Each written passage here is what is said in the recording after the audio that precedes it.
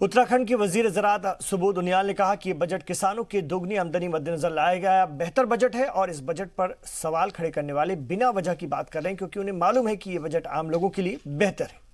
Budget में बात करने के लिए हमारे साथ कृषि मंत्री उत्तराखंड के सुबोध उनियाल जी हैं। सीधे इनसे पूछ लेते हैं, बजट किस तरह का है? देखिए, कुल मिलाकर के एक संतुलित बजट है और गांव, गरीब और किसान के लिए के हितों की काफी इसमें बात की गई है। और जिस तरह से मध्यम वर्ग के लिए जो 15 लाख की आय तक के इनकम टैक्स के स्लैब को एक बड़ा बैलेंस किया गया है। किसानों के लिए तो मैं समझता हूँ सिंचाई क्षेत्र से लेकर के उसको कलेक्शन सेंटर्स और वेयर हाउसेस से लेकर के उसको जो किसान बीमा की योजना का जो है और जिस तरह से किसान क्रेडिट कार्ड से जोड़ने का काम किया गया, उसके साथ साथ जो 24 लाख तक किसी ऋण की सीमा को बढ़ाया गया है 24 लाख करोड़ तक की, और पेरिशेबल आइटम्स के लिए किसान रेल और कृषक उड़ान योजना के माध्यम से, और खासकर किसान की आय को दोगुना करने के लक्ष्य में खेती के साथ साथ जो अलाइड सेक्टर है, मसलन पशुपालन, डेयरी,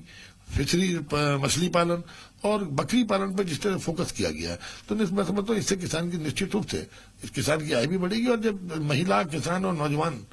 तीनों की बात इस बजट में करने से स्पष्ट लगता है कि ये बजट आम जनता का बजट है। ये उस जनता का बजट है जिन लोगों के लिए वास्तव में योजनाएं बननी चाहिए। उत्तराखंड के लिहाज से अगर देखें तो कितना अहम मानते हैं आप, क्योंकि उत्तराखंड एक कृषि प्रधान राज्य है, वहाँ पे इसकी और खास तौर पे अगर वहाँ पे बुनियादी सुविधाओं की बात करें तो उसकी और बहुत जरूरत समझ में आती है, उनको देखते हुए। इसीलिए मैंने आपसे कहा जैसे वेयर हाउसेस की बात की गई है, जैसे आपने देखा इसमें कलेक्शन सेंटर्स की बात की गई है, जो सिंचाई सुविधाओं को, जो सिंचाई अवस्थापनाएं बढ़ाने की बात की गई है। पहाड़ में तो हमारे यहाँ 92% क्षेत्र जो है वो वर्षा पे आधारित है, रेनफेड एरिया है,